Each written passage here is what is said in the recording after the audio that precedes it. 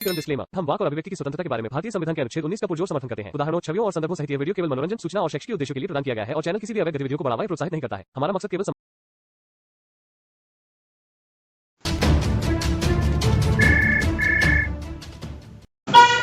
दोस्तों, तो जैसे कि मैंने एक वीडियो बनाई थी कुरान की कुछ आयतों के अनुसार, और उनके बारे में मैंने कुछ बातें पेश की थी। कुरान की सूरह अल-अहज़ाब की आयत नंबर 50, 52 उसका हिंदी तर्जुमा बताया था और तफसीर और उसका शान नुज़ूल भी बताया था मैंने कि किस हालात पे वो उतरी थी और उसमें क्या क्या बताया।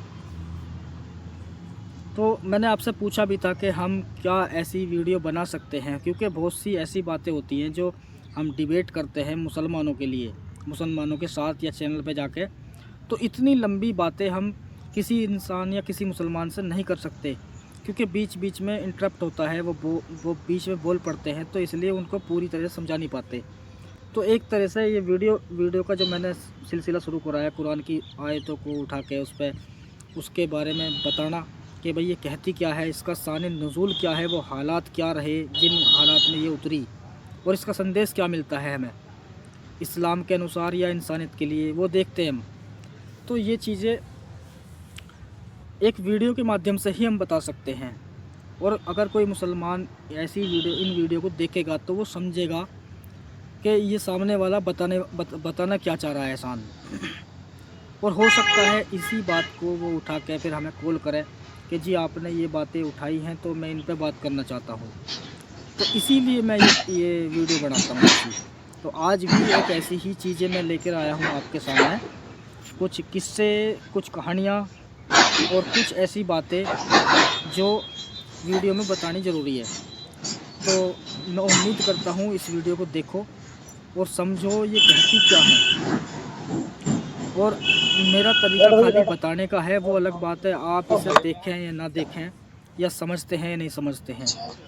तो ये इस्लाम की ही बातें हैं जो इस्लाम में लिखी हुई हैं, कुरान में लिखी हुई हैं, हदीसों में लिखी हुई हैं, तो इसीलिए मैं आपको बताता हूँ। तो आज भी मैं लेकर आया हूँ थोड़ा सा कुरान की ही कुछ आयतें हैं जो मैं रखने वाला हूँ। ये हैं हमारी सूरह बकरा की, तुम्हारी क्या नाम, सूरह अल बकरा की 222 और 223 के बारे में थोड़ा जिक्र करूँगा। उसके बारे में मैं हदीस लेकर आया हूँ उसी आयत के मुताबिक, और कुरान की तफसीर, तर्जुमा और शान नुज़ूल। पहले कुरान के बारे में जानेंगे वो कहती क्या है उन चीज़ों के बारे में, फिर हम लेके जाएंगे हदीसों पे, हदीसों में उनके बारे में क्या जिक्र मिलता है, तभी समझ में आएगा असल चीज़ है क्या। ठीक है दोस्तों, तो मैं शुरू करूँगा। ये है सूरह बकरा आयत नंबर 222।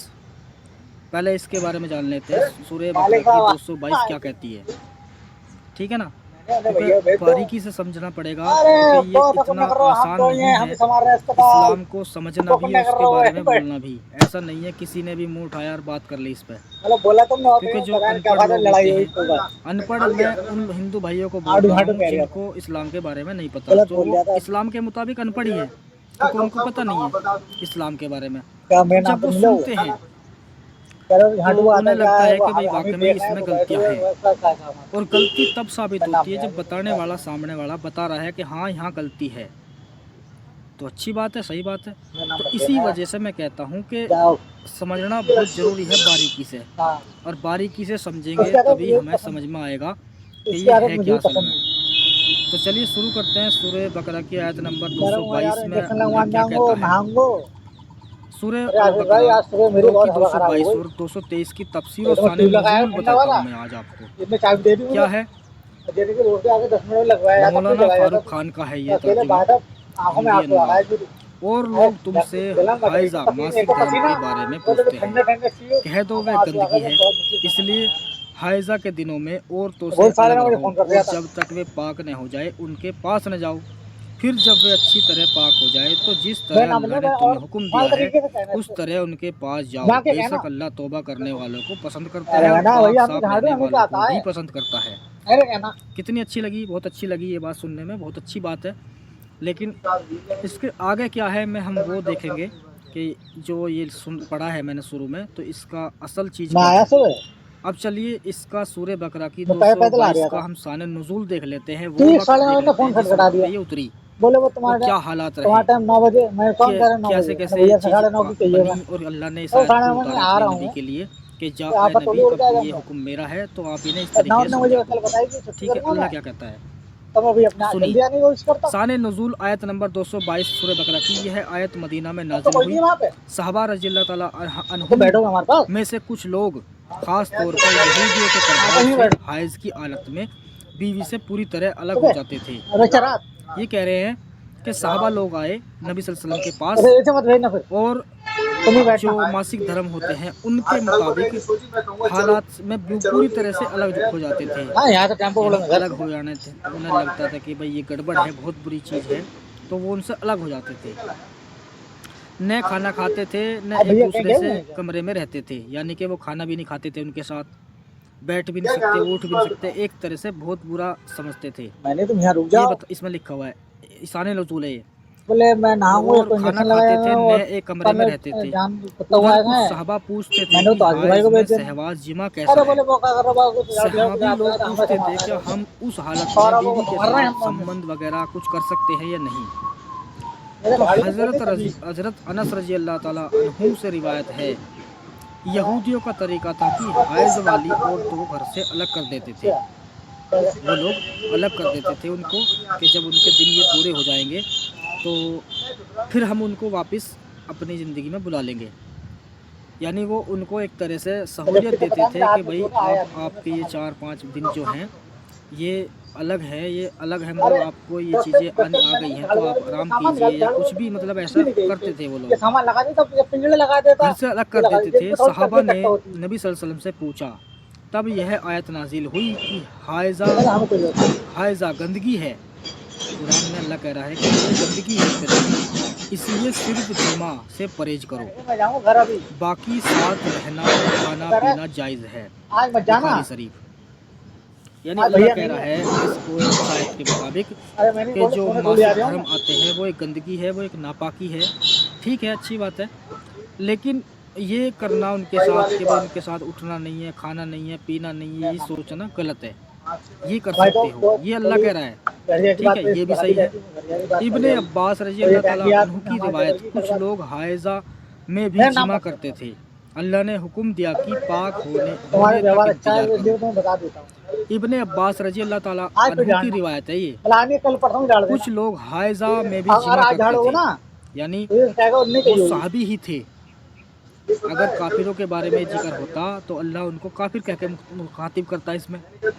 कुछ लोग उनके साथ जिमा करते थे, यानी संबंध बनाते थे। अल्लाह ने हुक्म दिया कि पाक होने तक इंतज़ार करो, बेसब्र मत बनो। यहाँ से ये साबित हुआ कि हाँ, सहाबी लोग करते थे इस काम को, लेकिन इस आयत के आने के बाद अल्लाह ने साफ कह दिया कि आप उन्हें पाक होने तक उनका इंतज़ार करो, फिर जैसे भी तुम्हें करना है वो करो। तफसीर क्या कहती है इसकी? सूरह बकरा आयत नंबर 222, हायजा को हायजा नुकसान गंदगी कहा। शारीरिक गंदगी नजासत भी है और रूहानी नुकसान भी, क्योंकि जिमा से औरत को तकलीफ और सेहत को खतरा। यहूदियों की सख्ती और अरबों की लापरवाही के बीच इस्लामी सल्तनत कायम किया। अच्छा, इसमें अल्लाह ने तो ये कायदा बनाया कि उन औरतों से आप खा भी सकते हो, खाना भी बनवा सकते हो, उनके साथ खा भी सकते हो, लेट भी सकते हो, बशर्ते संबंध नहीं बना सकते।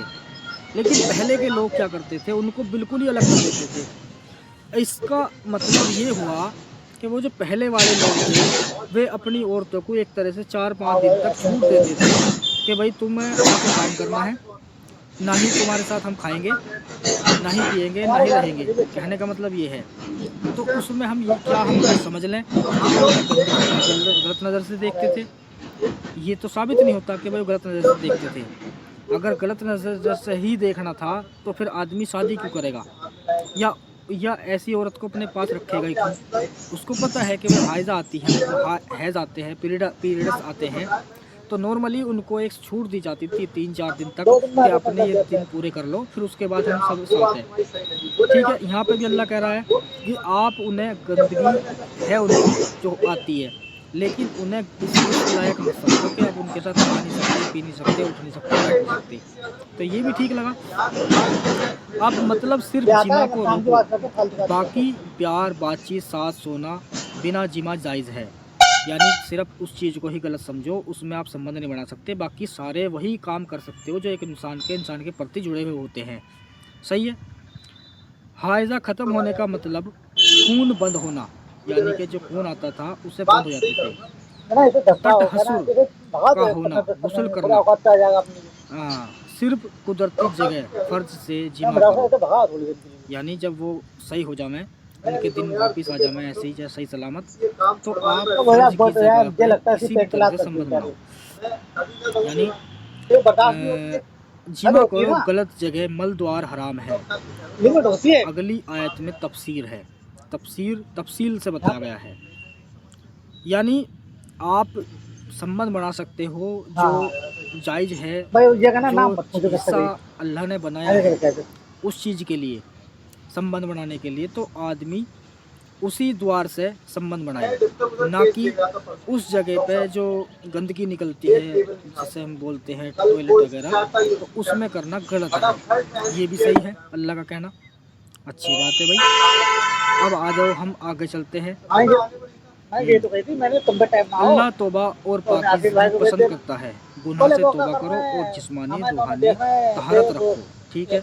आयत कुत्ता है, 223। एक वैक्सीन लगाने जाऊंगा नहाऊंगा। हाँ, ये तो मैंने बता बोले दिया, उन्हें कहा इसकी था हदीसें बाद में बताऊंगा इन दोनों तुम चीज़ों खुल की। जाओ, अब 222 के मैं बारे में पिक्चर में बता बुला बता रही दिया, हूँ तफसीर भी, नहीं जा। तर्जुमा भी, और इसका साने नज़ूल भी कि क्या था मामला। अब आ जाओ 223 में। ठीक है। अब 223 क्या अगर तुमने कहती है? कह भी दी तुम्हारी तो ये पिट औरतें जाएगा तुम्हारे मेरा, लिए खेत हैं, तो अपने खेत में जिस तरह चाहो मेरा नाम जाओ मत लेना और बस। अपने लिए आगे भलाई का सामान करो। अल्लाह से डरो और जान लो कि हाँ तुम उससे मिलने तो वाले बहुत हो, डिमांड और करेगा। ईमान वालों को खुशखबरी दे दो। चलो, ये हिंदी नहीं अनुवाद यानी बात मुझे कोई तर्जुमा बुरी नहीं है इस लगी, आयत का। तुम भाई इसमें साफ उससे साफ बोले अल्लाह कह रहा है कि काम से ये जा रहा हूँ औरतें मैं, तुम्हारी पिक्चर खेत में की तो तरह जाना है, है मुझे। यानी खेती तुम हैं। सीधे कैसे औरतें, भैया यहाँ गाड़ी पे जोड़ते औरतों है, का जिक्र घर आया जाना है, है मुझे। बीवी का जिक्र नहीं आया।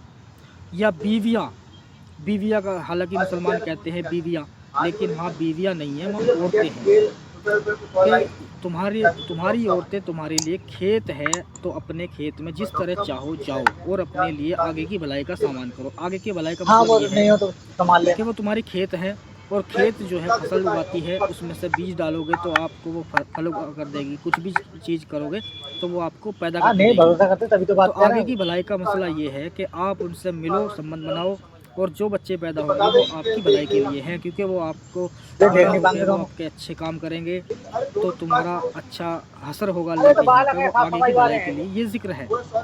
तो आगे आने वाले मुसलमानों को ये इसका बिल्कुल तरीका बेकार बता दो, उनको भी ये चीज़ें बता दो ताकि वो भलाई में रहे। है। इसका ये है। अब शान नज़ूल देख लेते हैं, इसका क्या है। शान नज़ूल आयत नंबर 223 सूरह बकरा की। यहूदियों का तरीका पहले जान लेते हैं, वो यहूदी कैसे पेश आते थे अपनी बीवियों से। अच्छा, कैसे आते थे? हाँ ये जो है यहाँ साफ सिर्फ पीछे से, ये लिखा हुआ है, यहूदियों का तरीका सिर्फ पीछे से डोगी स्टाइल चीमा करते थे। कहते थे सामने से बच्चा काना पैदा होगा। ठीक है, पहले पूरा पढ़ देता हूँ। इसमें लिखा है, हाँ फ़ोन आ रहा है यार, ये फ़ोन क्यों करते हैं। चलो मैं इसको काट देता हूँ फ़ोन को, और इसका फ्लाइट मोड लगा देता हूँ ताकि भैया मैं मुझे यहाँ कहना परेशानी चाहती ना हो। बदतमीजी सुनने थोड़ी आता हूँ। ठीक है, जब तक मैं वीडियो बनाता हूँ। अच्छा, पीछे से डोगी स्टाइल जिमा करते थे, कहते थे सामने से बच्चा काना पैदा होगा। अरबों का तरीका क्या था, यानी मुसलमानों का, कोई पाबंदी नहीं, आज आगे यहाँ पीछे पता खड़े, अभी आया था तो आगे फटे हुए जाने कोई बहुत बुरे पाबंदी हालात नहीं, थे इसके। आगे से पीछे से खड़े करके लेटा कर, यहाँ तक कि मल द्वार में भी। अरबों का ये तरीका था, खड़ी करके, मैं तो मार तो मैं भी लेता लिटा के, वही आगे से तो पीछे भाई से। वाला मलद्वार का भी पड़ जिक्र जाता आया है कि मलद्वार में भी वो करते थे अरबी लोग।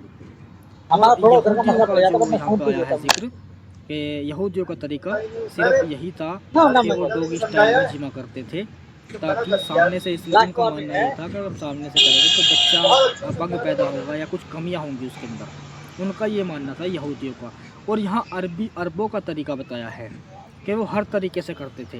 तुम्हारे फोन मलद्वार पे फोन में कर रहा था सब तुम्हारे आगे फोन पे चलते फोन करा था हजरत उमर रजी अल्लाह ताला अन्हु ने नबी सल्लल्लाहु अलैहि वसल्लम से पूछा क्या पीछे से तुम्हारे मलद्वार गुड जायज़ मॉर्निंग है। क्या लिख के आता है पहले उमर रजी अल्लाह ताला गुड अन्हु मॉर्निंग लिख परहेज के करते आता है थे, फिर आयत 95 से नाजिल का हुई। नंबर 95 तो किसका था वो जाबिर रजी अल्लाह ताला अन्हु से रिवायत है यहूदियों ने कहा कि पीछे से जिमा करने से बच्चा महंगा होगा, तब आयत नाजिल हुई।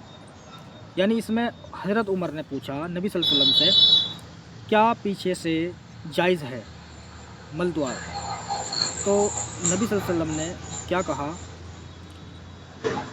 हाँ हाँ पहले उमर भी इस पे परहेज करते थे, फिर आयत नाजिल हुई।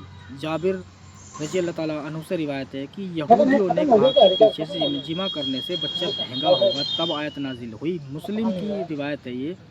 तफसीर क्या कहती है, आयत 223 तुम्हारा खेत औरत से औलाद पैदा करने का जरिया है, जैसे खेत से फसल पैदा होती है, इसलिए जिमा का मकसद निकाह, मोहब्बत और नेक अभी औलाद लिमिट से है। आगे बढ़ जाएगा यार क्या औलाद यानी कि वही बात है जैसे कि कहा गया है कि जैसे ज़मीन फल देती है, ज़मीन से सब्ज़ा उगता है या पेड़ उगते हैं, यानी कहने का मतलब बीज डालते हो तो वो तुम्हें पैदा करके देती है। तो ऐसी औरत के बारे में यहाँ बताया अगर गया तुम्हारे है। रहने में झाड़ नहीं होता ना अल्लाह कह रहा है कि भाई उसकी वो भी वजह तुम्हारी लेडीज लाता खेती की था तरह है, तो आप उसमें जैसे चाहो लेडीज वैसे दाखिल हो जाओ। आप पता आइंदा आने वाली अपनी भलाई के लिए काम करो ताकि आपका फ़ायदा हो। ठीक है, इस पर बात करूँगा मैं, अपने भी गरीब ओपिनियन परिवार से रखूँगा मैं, लेकिन जो है वो ऊपर देता हूँ। यानी आगे से पीछे से खड़े हो, ये लिखा हुआ है निकाह मोहब्बत तुम्हारा खेत है, औलाद पैदा करने का जरिया, जैसे खेत में फसल, इसलिए जिमा का मकसद निकाह मोहब्बत और नेक औलाद है। जिस तरह चाहो, यहाँ पे लिखा जिस तरह चाहो, पोजीशन में आज़ादी, हाँ वो तो पोजीशन मैंने में देखा है आज़ादी है। क्या है, आगे से पीछे से ऊपर नीचे खड़े करके लिटा के, जब तक फ़र्ज योनी में हो। यानी अल्लाह ये कह रहा है नबी सल्लल्लाहु अलैहि वसल्लम के मुताबिक, अल्लाह के नबी की ज़बान के द्वारा ये कहलवा रहा है अल्लाह कि एक मुसलमान हर तरीके से कितने बच्चे गए हैं मेरे अपनी चाचा बीवी से मिल सकता है, खड़ी करके, लिटा के, आगे से पीछे से कर सकता है, बशर्ते उसका तरीका आगे के हिस्से से हो, यानी कि जिसमें से बच्चा पैदा होता है उस तरीके में हो, बशर्ते तुम उसे किसी भी पोजीशन में कर सकते हो। ठीक है, नहीं पता था योनी में हो, मल द्वार में जिमा हराम है, यानी पीछे का जो हिस्सा है उसमें हराम है। तो हदीस लानत है उस पर जो मल द्वार में जिमा करे, अबू दाऊद की हदीस। यानी उस पर अल्लाह ने लानत भेजी है जो ऐसी हरकत करता है बीवी के साथ कि वो मल द्वार में ऐसा करता है। ठीक है, तो बाद में पता लगी जिमा से पहले तो ये खाली दुआ, इससे आ रहे थे बीवी की रजामंदी, तो हमने नेक पिकनिक नीयत। नहीं बैठे अच्छा, बीवी से पूछ लेना चाहिए आदमी को कि जी आप तैयार हो या नहीं हो। नेक नियत होनी चाहिए कि हम इसको अपने अल्लाह का हुक्म पूरा कर रहे हैं एक तरह से, क्योंकि बच्चे पैदा होंगे और अल्लाह का हुक्म बजेगा, आगे बढ़ेगा इस्लाम, तो ये नियत होनी ज़रूरी है, खाली ख्वाहिश ही नहीं है। अच्छा, हदीस बिस्मिल्लाह अल्लाह हमें शैतान से बचा। कर रही है बीवी को तकलीफ़ न दो, इन दिनों में निफास में न जाओ, ज़बरदस्ती न करो, यानी इन दिनों में आप उनके साथ ज़बरदस्ती ना करो और उनको परेशान ना करो। ठीक है, मत करो। मुख्तसर फ़िक़ही अहकाम, मसला हुक्म, हाइज़ में जिमा हराम गुनाह कबीरा, हाइज़ में साथ सोना जायज़ बिना जिमा के, हाइज़ के साथ गुस्ल बिना जिमा जायज़, मल द्वार में जिमा सख्त हराम लानत की गई है। पोजीशन कोई भी हो, पोजीशन कोई भी है, कर सकते हैं, कोई दिक्कत नहीं, चाहे उसको बेचारी को परेशानी हो रही हो या कुछ भी हो रहा हो, बस अपने मज़े में उसे उल्टा पटक इधर उधर से कर सकते हो। औरत का इसमें वो नहीं है कि भाई वो पूछना चाहिए उससे कि तू ऐसे करवाएगी या नहीं करवाएगी। हाँ, जिमा के बारे में हैज़ के बारे में बताया है कि हैज़ के बारे उसमें नहीं छेड़ सकते तुम, लेकिन उसके बाद जब वो पाक हो जाए, उनको वो खून आने बंद हो जाए, तो आप जैसा चाहो उनसे संबंध बनाओ। औरत के बारे में जिक्र नहीं है कि उससे भी पूछ लो कि भाई इसके लिए तैयार है या नहीं है, तो ये हलाल कर दिया है। पोजीशन कोई भी हो, फ़र्ज में है, हाइज़ का खून बंद, पाक गुस्ल नहीं ज़रूरी। हाँ, हाइज़ का खून बंद है, पाक नहीं गुस्ल ज़रूरी। नोट, यह तफसीर इब्ने कसीर, जलालैन और हदीस सही हदीसों पर मुस्नद है। अगर कोई ख़ास मसला पूछना है तो बताएं। अब कुरान, बुखारी, मुस्लिम, तफसीर इब्न कसीर। कुरान सूरह अल-बकरा 2 की 22 में मुताबिक सही हिंदी में अल्लाह हिंदी में और तुमसे जो लोग उसके बारे में पूछते हैं तो कह दो उन लोगों से कि आप उनसे दूर रहो। नापाकी है और अल्लाह नापाकी को पसंद नहीं करता और जो पाक हो जाते हैं उनको पसंद करता है। आयत 223 अल्लाह का फरमान। हिंदी अनुवाद। तुम्हारी औरतें तुम्हारे लिए खेतियाँ हैं और अपने खेत में जिस तरह चाहो जाओ और अपने लिए आगे की भलाई का सामान करो। अल्लाह से डरो और जान लो कि तुम्हें उससे मिलना है और ईमान वालों को खुशखबरी दे दो। ठीक है, इन आयतों की हदीसें अब देख लेते हैं। हदीसें क्या कहती हैं?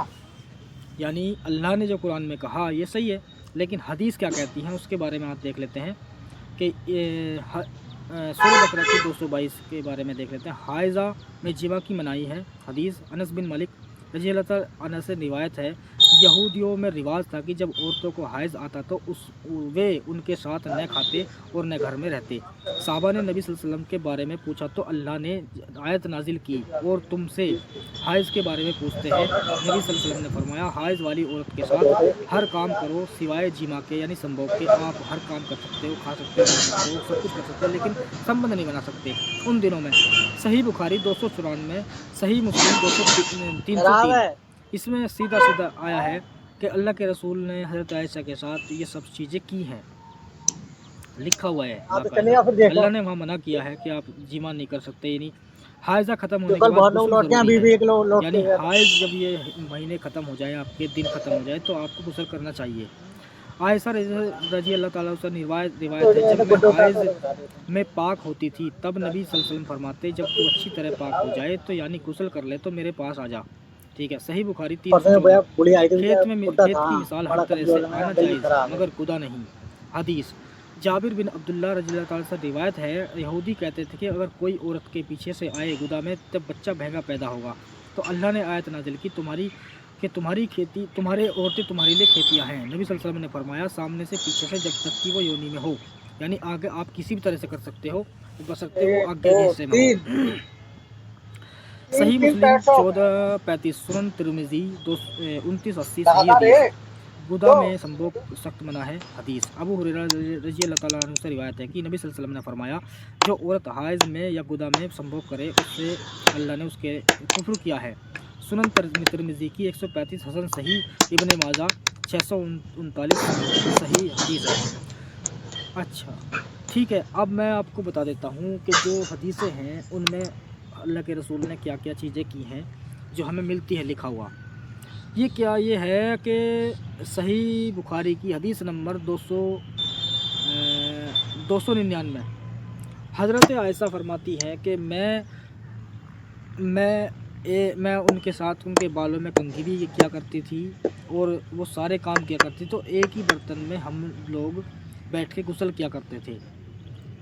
अच्छा, मेरा सवाल ये बनता है कि जब हैज़ा होती थी और हैज़ ख़त्म नहीं हुए या पीरियड्स के दिन ख़त्म नहीं हुए तो इस्लाम के मुताबिक भी हज़रत आयशा गुस्ल क्यों कर रही है? हज़रत आयशा गुस्ल कर रही है, और अगर नबी सल्लल्लाहु अलैहि वसल्लम गुस्ल करें तो उनका तो मान लिया जाएगा कि हाँ वो गुस्ल कर रहे हैं। उससे ये साबित हो रहा है कि उन्होंने वहाँ संबंध बनाए उन दिनों में। लेकिन हज़रत आयशा गुस्ल क्यों कर रही है? इसका मतलब कि उन्होंने भी संबंध बनाए, क्योंकि बिना पीरियड्स ख़त्म हुए अगर वो गुस्ल करने लगे तो होगा ही नहीं, क्योंकि नापाकी अभी ख़त्म नहीं हुई इस वजह से।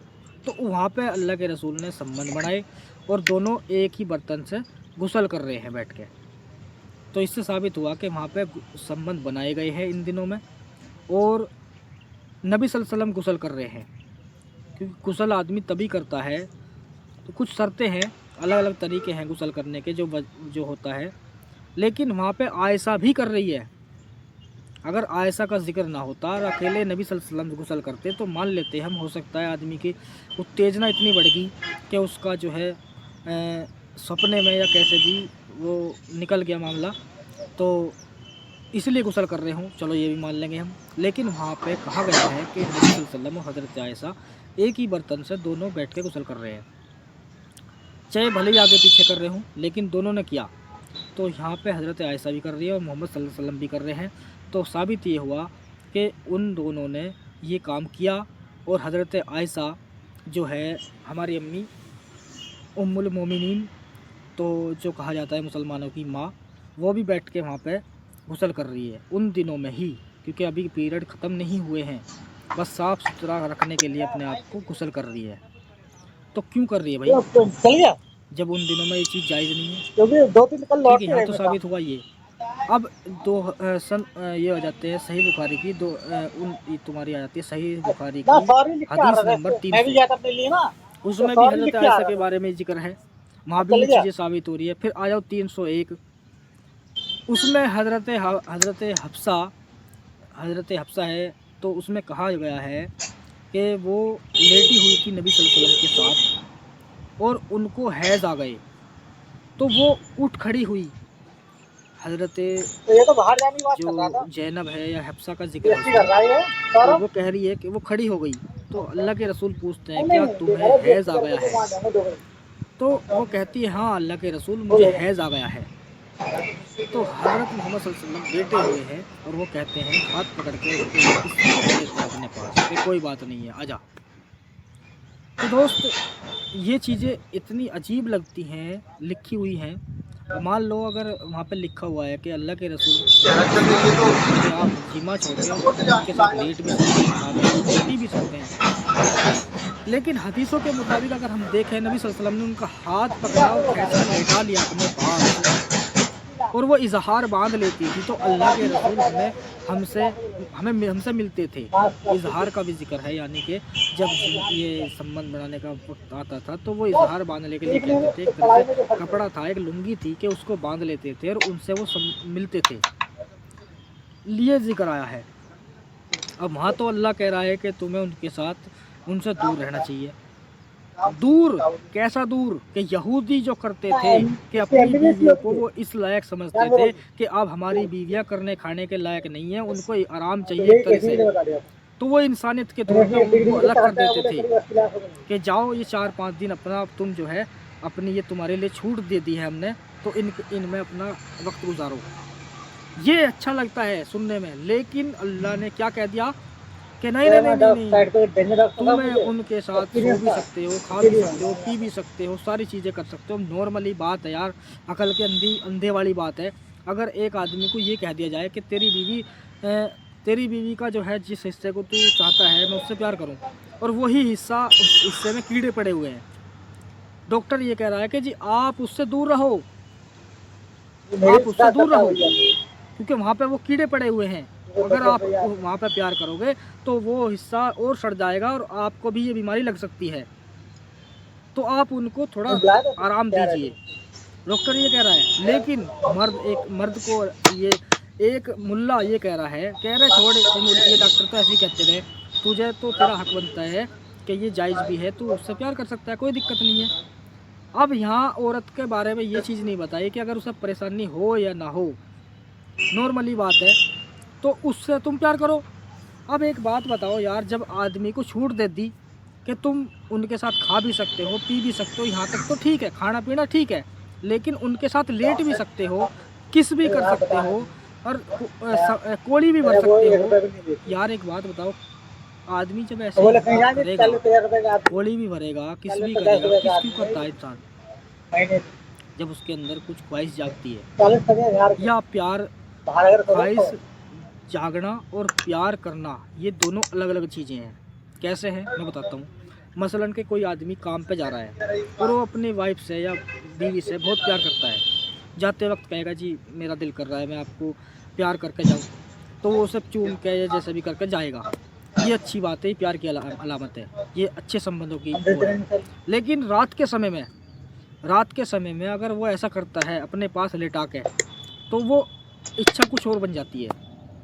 तो सोचने वाली बात यह है दोस्तों कि अगर उस औरत को पीरियड्स आ रहे हैं और उस टाइम पे भी वो अपने पास लेटा के उसके साथ ये चीज़ें कर रहा है, तो क्या वो अपने आप को रोक लेगा?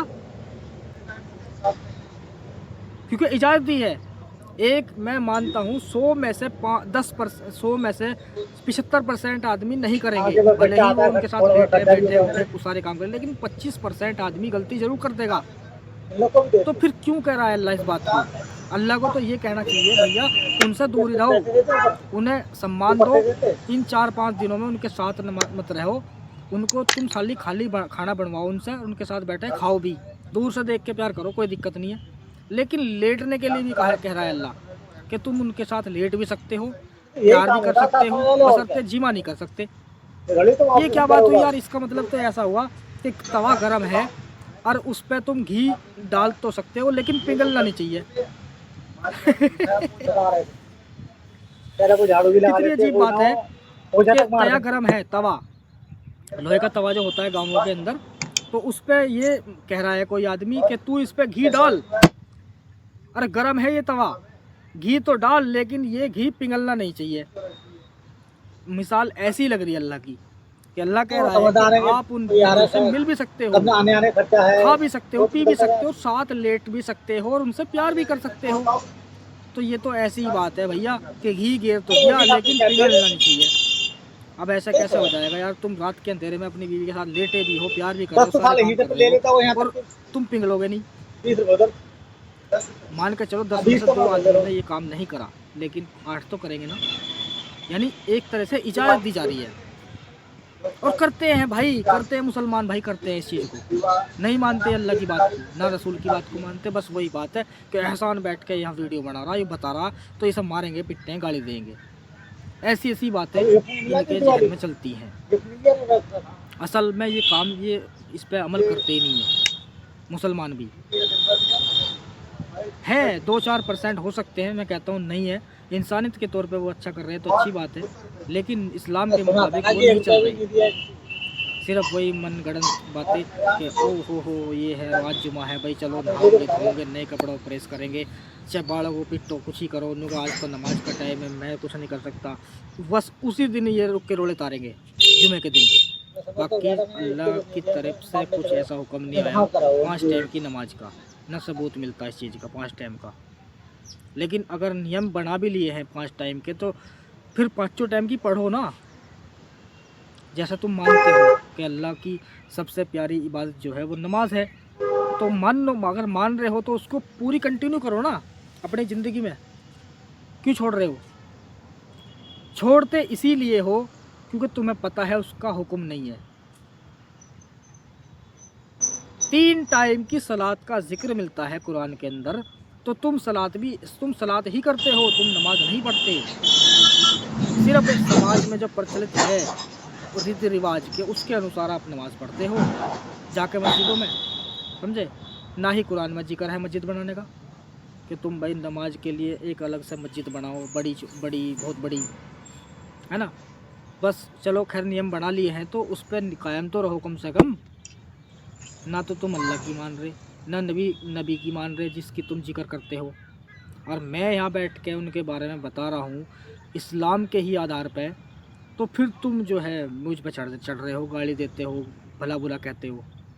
तो फिर ठीक है, बातें बहुत हो जाएंगी, वीडियो भी बड़ी